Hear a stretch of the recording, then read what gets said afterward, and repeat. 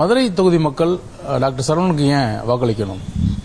எனக்கே மக்கள் வாக்களிக்கணும் அப்படின்னா, ஒன்று இப்போ இந்த 3 வருட திமுக ஆட்சி மக்களுக்கு கடுமையான வேதனை தரக்கூடிய ஒரு ஆட்சியாக தான் இருக்கு. திமுக நிறைய பொய் வாக்குறுதிகள், அனைத்து மகளிருக்கு 1000 ரூபான்னு சொன்னாங்க, 5 பவுன் நகை வரைக்கும் உள்ள கூட்டுறவு வங்கியில் இருக்க கடனை ரத்து பண்ணுவோம்னு சொன்னாங்க, மாணவர்கள் கல்வி கடனை ரத்து பண்ணுவோம்னு சொன்னாங்க. இப்படி பல வகையான ஒரு நூதனமான ஒரு இதுகளை அறிவித்து மக்களை ஏமாற்றி ஆட்சிக்கு வந்துருத மக்கள் இப்போ உணர்றாங்க. அந்த 1000 ரூபாய் தரந்த குளறுபடிகள் நிறைய நடந்திருக்கு.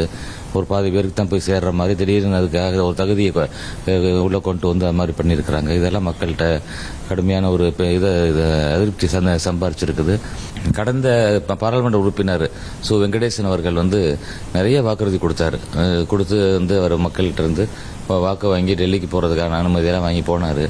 ஆனால் மதுரை பக்கம் 4 வருஷமா அவர் தலை காமிக்கல. கடைசி ஒரு 2-3 மாதமா மட்டும் இப்போ ஏதோ விஷயங்கள் செய்யற மாதிரி அங்கங்க ஒரு பஸ் ஸ்டாப் லைட்டுன்னு போடுறாரு. சார், மதுரை மக்களோட தேவை என்னதான் இருக்கு? அவங்களுக்கு நீ என்ன உறுதிமொழி கொடுக்குறீங்க? 44 வாக்குறுதி கொடுத்திருந்தார் வெங்கடேசன். அவர் செய்யாம விட்டு அந்த 44 வாக்குறுதி நிச்சயம் நான் அதை நிறைவேற்றுவேன். நான் எங்களுடைய பொதுச் செயலாளர் அறிவித்திருக்கக்கூடிய 133 வாக்குறுதிகளை நிறைவேற்றுவேன்.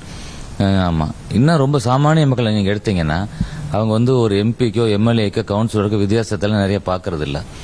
அவங்களோட அடிப்படை தேவை சரி பண்ணணும். இப்போ இன்னைக்கு சாக்கடை வசதி சரியில்லை, மாநகராட்சியில சாலை வசதி இப்போ சரியில்லை, குண்டும் குழியும் ஆயிடுச்சு ரோடெல்லாம். இந்த வண்டியூர்ல எல்லாம் ஓட்டு கேட்டு போனோம், ரொம்ப மோசமாக இருக்காங்க. பாதாள சாக்கடை திட்டம் அதிமுக கொண்டு வந்ததை ரொம்ப மெத்தனமா இவங்க கொண்டு வந்துகிட்டு இருக்காங்க. குடிநீருக்காக பண்ண திட்டம் 1296 கோடியில் எடப்பாடி ஆட்சியில முல்லை பெரியாறுல இருந்து தண்ணி கொண்டு வர திட்டத்தை இப்போ ரொம்ப மெத்தனமா ஸ்லோவா பண்ணிக்கிட்டு இருக்காங்க. இதெல்லாம் துரிதப்படுத்த போறேன்.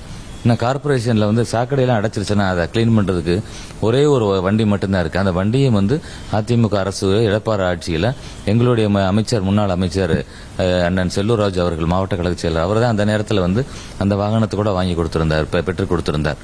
அப்போ அது நான் தனியா இண்டிவிஜுவலா நானே 6 தொகுதிக்கு 6 லாரி அதை வாங்கி மக்களுடைய அடிப்படை, நான் ஏற்கனவே ஆபீஸ் அமைப்பேன்னு சொல்லியிருக்கிறேன். எல்லா நேரம் மூலிகள் இருப்பாங்க, குறை கேட்கறதுக்காக நாங்கள் அதுக்கான தனி செல் அதை அமைச்சு அதில் வரக்கூடிய அந்த கால்ஸ் எல்லாமே மக்களுடைய தேவைகளை மிக எளிதாக அவங்களுக்கு பூர்த்தி பண்ணக்கூடிய, இன்னும் சொல்ல போனால் ஒரு கவுன்சிலர் அளவுக்கு இறங்கி மக்களுக்கான பணிகளை நிச்சயம் செய்வேன்.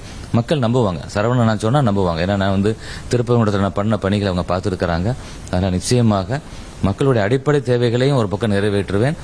பாராளுமன்றத்திலும் தமிழர் உரிமையை மீட்பதற்காக எடப்பாடி கொடுக்கக்கூடிய அந்த அறிவுறுத்தலின்படி அங்கேயும் நான் குரல் கொடுத்து மக்களுக்கான பல திட்டங்களை பெற்று தருவேன். இவர் நிறைய தொழிற்சாலை சொன்னார், ரப்பர் இண்டஸ்ட்ரி அது இதெல்லாம் சொன்னாரு.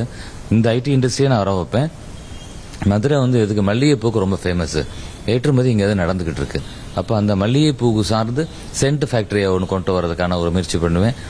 இளைஞர்களுக்கு வேலை வாய்ப்புக்காக அவங்களுக்கு ஃப்ரீயான கோச்சிங் கிளாஸஸ், வேற இன்னும் அவங்களுக்கு என்ன தேவையோ அதுக்கேற்ற மாதிரி ஸ்டூடெண்ட்ஸ்க்கு அவங்களுக்கு ஃப்ரீ வைஃபை சர்வீஸ், இந்த மாதிரி மாணவர்களுக்கான விஷயங்களை செய்வேன். ஏன்னா மாணவர்களுக்காக நிறைய பண்ணவர் எடப்பாடி. கொரோனா காலகட்டத்தில் ஆன்லைன் கிளாஸஸ் யாரும் போக முடியாம இருக்க காலத்தில் ஒரு தைரியமான ஒரு முடிவு எடுத்து அவர் என்ன செஞ்சாரு, ஒரு மனிதமான முடிவும் கூட நான் சொல்லலாம். நம்ம மாணவர்களுக்கு ஆல் பாஸ் கொடுத்தாரு.